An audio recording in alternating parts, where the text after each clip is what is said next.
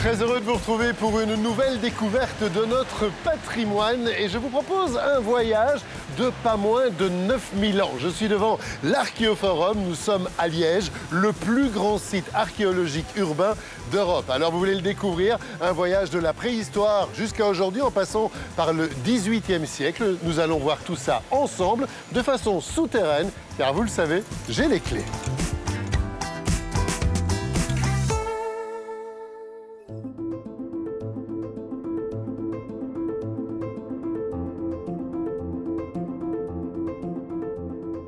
Je vous propose d'utiliser notre machine à remonter le temps, direction la préhistoire, et puis plus précisément 7000 ans avant notre ère. Nous sommes ici dans ce qui va devenir la place Saint-Lambert. On y trouve des premières traces d'occupation. Apparemment, nos lointains ancêtres apprécient cette vallée encaissée et protégée des vents du Nord.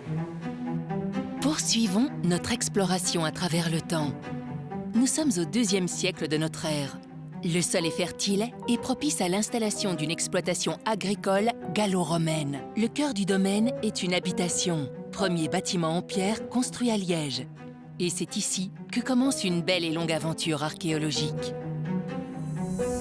Pascal Mornac, bonjour. Bonjour. Vous êtes historien, vous travaillez ici à l'Archéoforum, vous le connaissez comme votre poche. J'aimerais qu'on fasse un petit retour dans le temps, qu'on revienne au début du XXe siècle. On installe, je pense, des conduites de gaz ici, place Saint-Lambert, et on fait une découverte. Voilà, on faisait des travaux. Ouais. C'était l'occasion d'un petit peu explorer le sous-sol, et on va aller de surprise en surprise. Première surprise. La villa gallo-romaine. Et ça, c'était vraiment inespéré à cette époque. On ne connaissait pas suffisamment le passé de cette ville. Et donc, on a mis au jour, voilà, ici, on a un système de chauffage romain. Et on s'est dit, waouh, il y avait un bâtiment. Donc, attendez, ça, c'est un système de chauffage. C'est ce qu'on appelle l'hypocauste, Oui, c'est voilà, ça? système de chauffage par hypocauste. Et ça fonctionne, il y avait des piles comme ça, et puis... Qui soutenait on réchauffait de l'air chaud, c'est ça? un sol Ouais.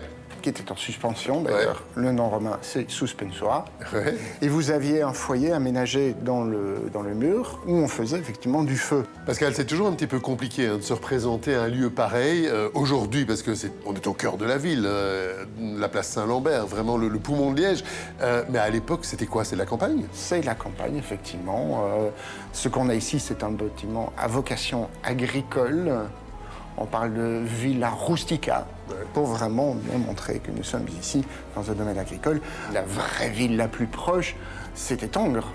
Cette partie ici, elle est vraiment tout petite, elle fait partie d'un ensemble bien plus considérable. Quand on voit la crypte archéologique ouverte en 1910, c'était minuscule par rapport aux 3725 mètres carrés que nous avons aujourd'hui. Que s'est-il passé par la suite? C'est pas tout de suite devenu un musée archéologique, un archéoforum. Il y a eu plein de projets pendant des années. Outre cette petite crypte dont je viens de parler, il n'y avait rien. On savait qu'il y avait des restes de l'ancienne cathédrale Saint-Lambert, certainement des restes de cette villa romaine, mais on n'est pas allé voir plus loin. Jusqu'en 1977, où on a dit on va aménager un parking souterrain, on parlait de gare des bus, on voulait amener l'autoroute. Et en 95, finalement, devant les découvertes et devant la mobilisation populaire, parce qu'il y a vraiment des Liégeois qui vont venir camper sur le site, pour pouvoir le protéger. Donc les Liégeois se mobilisent et devant cet engouement, on va changer le plan pour pouvoir préserver la plus grande partie du site, et c'est ce que nous avons aujourd'hui. La villa est abandonnée au IVe siècle, puis réoccupée au VIe siècle. C'est le début d'une petite bourgade qui sera appelée à devenir une grande ville. Et puis surtout apparaît le nom d'un homme qui va profondément marquer l'histoire de la ville de Liège. Denis Horard, bonjour, vous êtes archéologue. On est à Liège, impossible de ne pas penser à un personnage central qui est Saint-Lambert. On se trouve ici dans un endroit lié à sa mémoire. Il a été présent dans ce lieu. C'est même un lieu qui est construit pour commémorer Saint-Lambert. On est dans la crypte de l'an 1000 pour faire simple, qui accueillait la chasse, donc le reliquaire, qui contenait les reliques de Saint-Lambert et qui était vénéré par le commun et par les chanoines de la cathédrale. Alors avec tout le respect, je sais que ça peut ressembler un peu à un colcaise, mais que lui est-il arrivé à Saint-Lambert? Saint-Lambert, comme beaucoup d'aristocrates de son temps, s'est fait assassiner. Donc c'est vraiment ici que ça s'est passé et on peut dire que ça a déclenché très vite une ferveur incroyable ou il a fallu attendre un petit peu? Le développement du culte de Saint-Lambert, corrélatif du développement du site de Liège, est aussi un fait historique. Donc c'est assez rapide.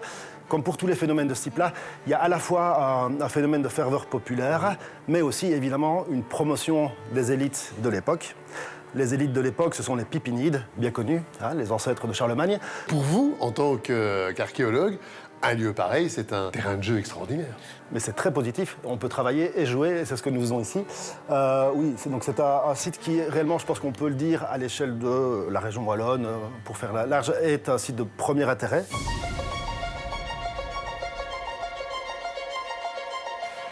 Cette fois, l'histoire de la ville de Liège est bien lancée. La ville devient la capitale de l'évêché. Quant à l'église, eh bien, elle se métamorphose en cathédrale. Et pour parler du prince-évêque, il se fait construire un splendide palais juste à côté.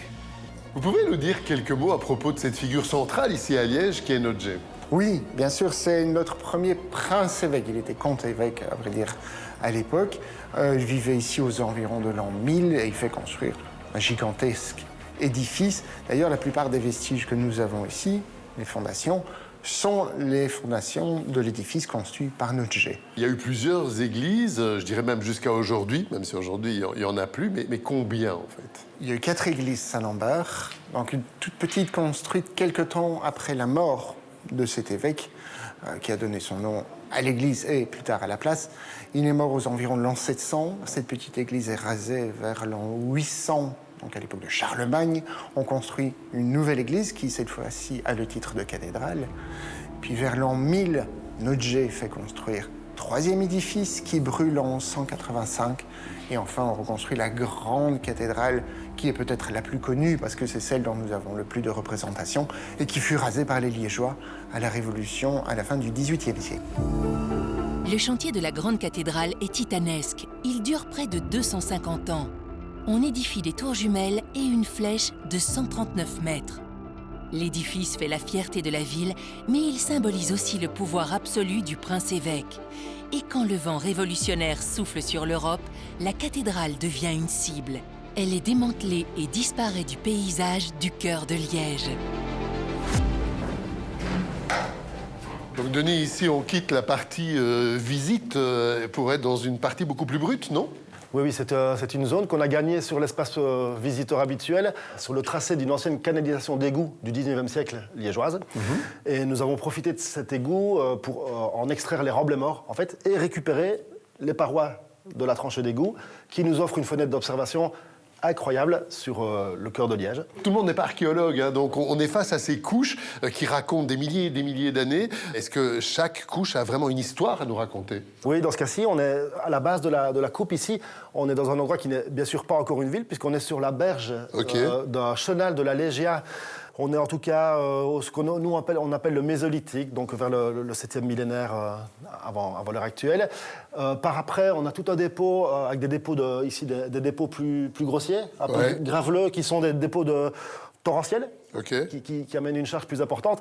Ce qui est plus fin ici, c'est ce qu'on appelle des colluvions en jargon, mais ce sont des dépôts de pente. Et là, il y a plusieurs millénaires qui se passent. Ouais. Et on Donc arrive... ici, si je fais ça, on a plusieurs milliers d'années. Oui, tout à fait. Et puis là, ça change radicalement. Oui, ici, on a quelque chose qui vient du dessus. Ouais. On est à la base des fondations de la nef de la cathédrale que les Liégeois appellent de Nodje, époque ottonienne, autour de l'an 1000. On est à la base de ces fondations. Voilà, et donc on peut dire que ces pierres-là, elles ont échappé au démantèlement de la cathédrale. On a gardé les fondations. Alors, on les a démontées jusqu'à là. Il reste 3 assises de la base des fondations. Voilà. Oui, tout à fait. Dans ce cas-ci, tout a été démantelé. Hein. Dans ce cas-ci, oui, tout à fait.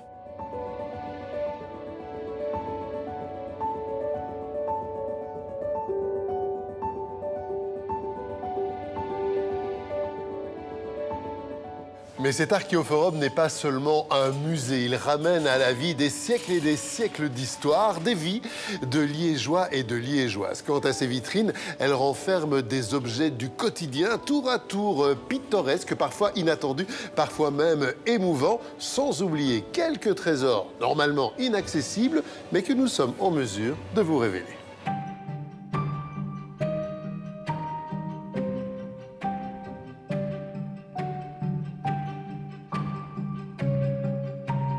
Nous Nous sommes ici dans un lieu qui n'est pas accessible au public, avec, alors c'est pas de la déco, hein, ce qu'il y a derrière moi, ce sont des bâches, elles servent à quoi? C'est une zone qui n'est pas accessible au public, elle a été fouillée, et tout ce qui est ici doit être préservé. Dans J'ai les clés, on aime bien découvrir des trésors, parfois des choses un peu inattendues. Vous avez des aspects comme ça à nous faire découvrir? Justement, nous sommes dans une zone ultra confidentielle qui n'est pas ouverte au public, et ici, eh bien, je vous emmène voir un mur romain. Allez, je vous suis.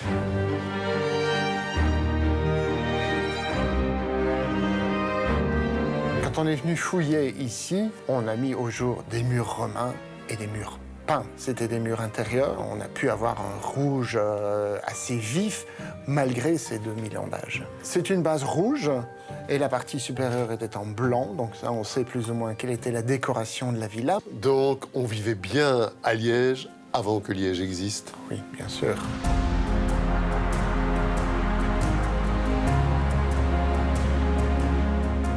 Voilà, je vous avais prévenu, hein, cette visite nous a invité à un véritable plongeon dans le tourbillon des siècles. Une visite qui est passée par la découverte de trésors, mais aussi l'évocation de heurts, de destruction et de restauration, de résurrection. Poussez la porte de cet archéoforum à Liège. Vous n'allez pas le regretter, c'est sûr, je vous le promets. Et puis je vous donne rendez-vous très bientôt pour d'autres découvertes, ici ou ailleurs, car vous le savez, j'ai les clés.